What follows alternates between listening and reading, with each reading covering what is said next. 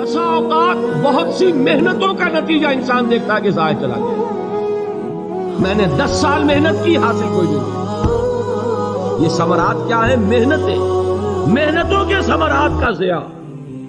کوشش آپ نے کی، قسمت کی خوبی دیکھی ہے، ٹوٹی کہاں کمن، 2-4 ہاتھ جب کے لبے بام رہ گئے۔ Be prepared.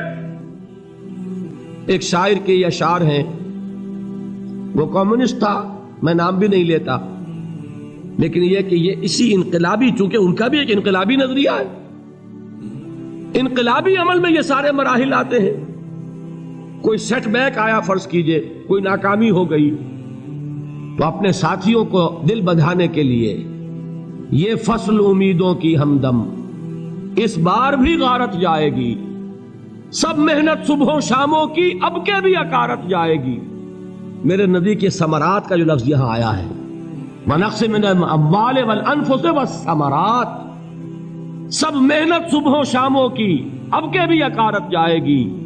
دھرتی کے کونوں کھدروں میں پھر اپنے لہو کی کھاد بھرو، پھر مٹی سینچو اشکوں سے، پھر اگلی رت کی فکر کرو، پھر اگلی رت کی فکر کرو، جب پھر ایک بار اجڑنا ہے۔ ایک فصل پکی تو بھر پایا، تب تک تو یہی کچھ کرنا ہے۔ ایک مقصد ہے سامنے، انقلاب برپا کرنا ہے۔ ایک کوشش ناکام ہو جائے کوئی پرواہ نہیں، نیکسٹ، پھر تیار رہو ناکامی کے لیے۔ ایسا نہ ہو جو انگریزی میں کہتے ہیں hope for the best but be prepared for the worst. ایسا نہ ہو کہ دوسری مرتبہ ناکام ہو کے بددل ہو جاؤ، تمہاری ہمتیں جواب دے جائیں۔ نہیں، پہلے سے تیار رہو کہ دوسری مرتبہ بھی ناکامی آئے تو آئے، لیکن جب تک کہ کامیابی حاصل نہیں ہوتی ہمیں یہ کام کیے چلے جائیں۔ دیکھیے سیرت میں آیا کہ نہیں یہ واقعہ؟ بدر میں مسلمانوں کو فتح ہوئی تو احد میں زک پہنچی کہ نہیں؟ 70 صحابہ شہید ہوئے کہ نہیں؟ اگر ان کی ہمتیں جواب دے جاتی تو گاڑی کیسے چلتی آگے؟ تو فرمایا وَلَنَبْلُوَنَّكُمْ بِشَيْءٍ مِّنَ الْخَوْفِ وَالْجُوعِ وَنَقْصٍ مِّنَ الْأَمْوَالِ وَالْأَنفُسِ وَالثَّمَرَاتِ، ہم تمہیں لازماً آزمائیں گے، خوف کی کیفیت سے، فقر و فاقے کی کیفیت سے، بھوک سے، جان کے نقصان سے، مال کے نقصان سے، محنتوں کے حاصل کے ضائع ہو جانے سے۔ وَبَشِّرِ الصَّابِرِينَ، اور اے نبی بشارت دیجئے صبر کرنے والوں کو۔ الَّذِينَ إِذَا أَصَابَتْهُمْ مُصِيبَةٌ، وہ کہ جب ان پر کوئی تکلیف آئے، کوئی مصیبت آئے، کوئی آزمائش آئے، قالوا انا للہ وانا الیہ راجعون، وہ یہ کہیں کہ ہم اللہ ہی کے ہیں، اللہ ہی کی طرف لوٹ جانا ہے۔ یہ وہی انداز ہے جو میں نے فارسی کا شعر سنایا تھا آپ کو کہ سر تسلیم خم ہے جو مزاج یار میں آئے۔ وہ ہمارا مولا ہے، ہمارا آقا ہے، اگر اسے یہی منظور ہے تو ہمیں بھی یہی منظور ہے۔ میں نے تسلیم و رضا کی بات کی تھی نا، آپ کو کچھ شعر سنائے تھے، ایک شعر اور سنیے، اور یہ کس کا ہے؟ محمد علی جوہر کا۔ ایک مرتبہ جیل گئے، ان کی ایک بیٹی جوان بیمار ہوئی، فوت ہو گئی، باہر چھوڑا انگریز نے، جاؤ بھائی دفن کر دو بیٹی کو۔ دوسری مرتبہ جیل گئے، دوسری جوان بیٹی اسی مرض میں مبتلا ہوئی، اب یہ جیل میں ہے، خبر پہنچی کہ دوسری بیٹی کے اوپر بھی اسی مرض کا حملہ ہوا ہے۔ ایک نظم لکھی ہے جس کا آخری شعر یہ ہے، تیری صحت ہمیں منظور ہے لیکن اس کو نہیں منظور تو پھر ہم کو بھی منظور نہیں۔ یہ ہے، جب تک یہ کیفیت نہ ہو اس میدان میں آدمی ثابت قدم نہیں رہ سکتا کہ میرے رب کو اگر یہ منظور ہے تو یہی مجھے منظور ہے، اور تیری صحت ہمیں چاہیے تو ضرور، لیکن ہمارے رب کو منظور نہیں تو ہمیں بھی منظور۔ راضی برضائے رب۔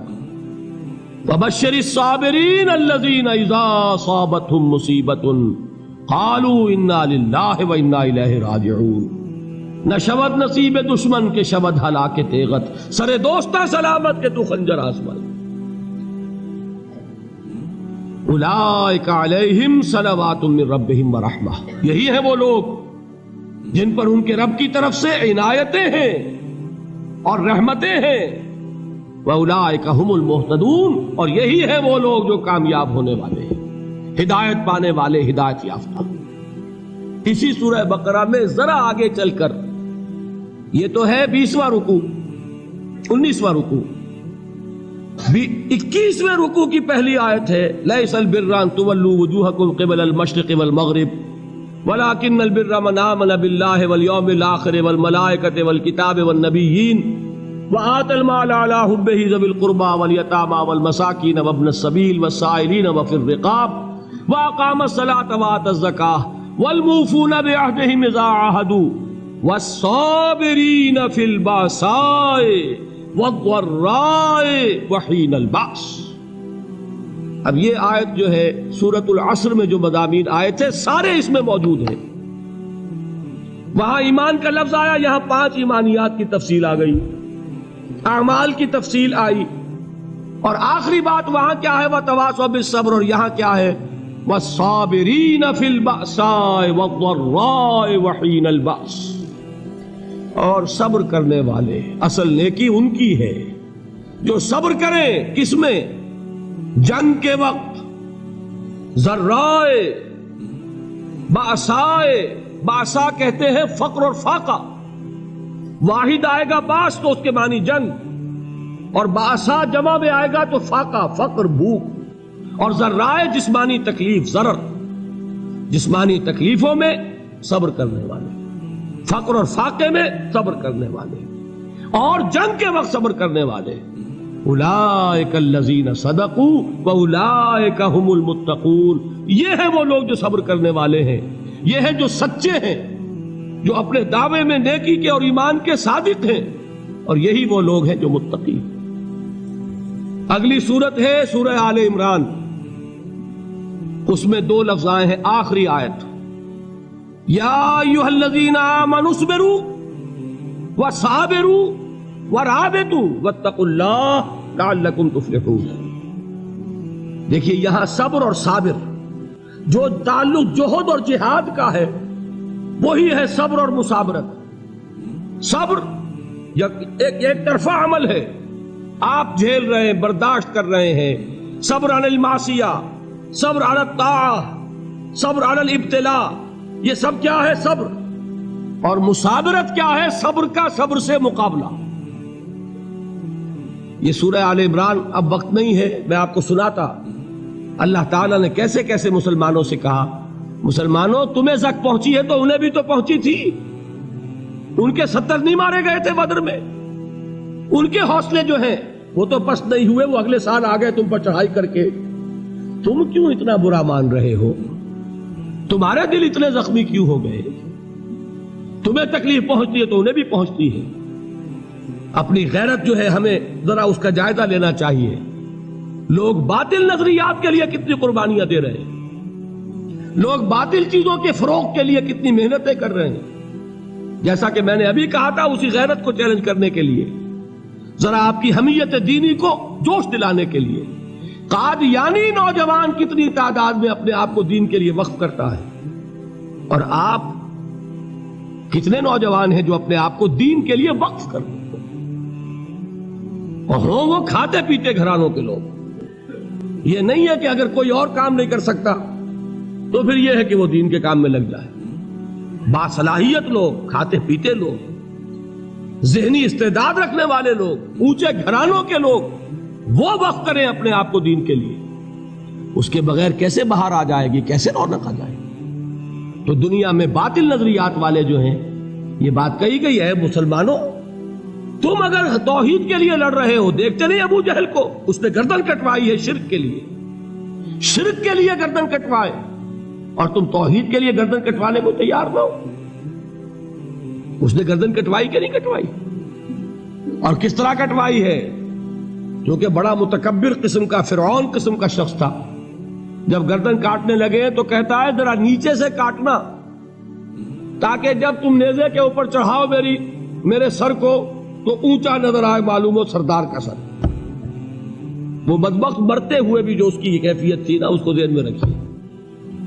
तो ये उस लोगों ने कुर्बानियां दी, जाने दी, तो फरमाया अगर तुम उनसे ज्यादा कुर्बानी नहीं दोगे, ये जो नोट कर लीजिए इसको, मुजर्रद अगर हक को गालिब करना अल्लाह के जिम्मे हो तो आने वाहिद में गालिब कर देगा, तुम्हें तकलीफ ही देने की जरूरत नहीं। समझ रहे?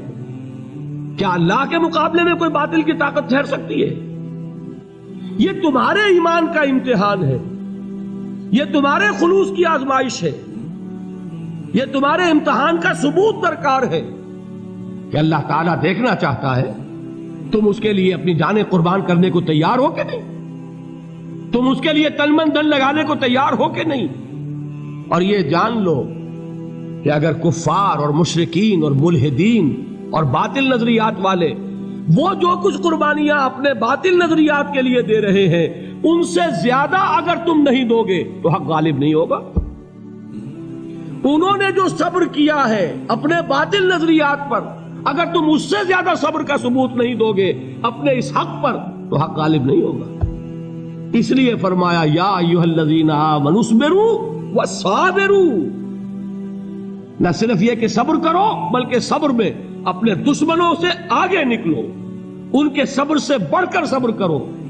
ورابطوا، مرابطہ کہتے ہیں چوکس رہنا، ہوشیار، پہرا دو، ایسا نہ ہو کہ دشمن جو ہے غفلت میں تمہارے اوپر کوئی حملہ جو ہے کر بیٹھے۔ واتقوا اللہ، اور اللہ کا تقوی اختیار کرو، لعلکم تفلحون، تاکہ تم فلاح پاؤ۔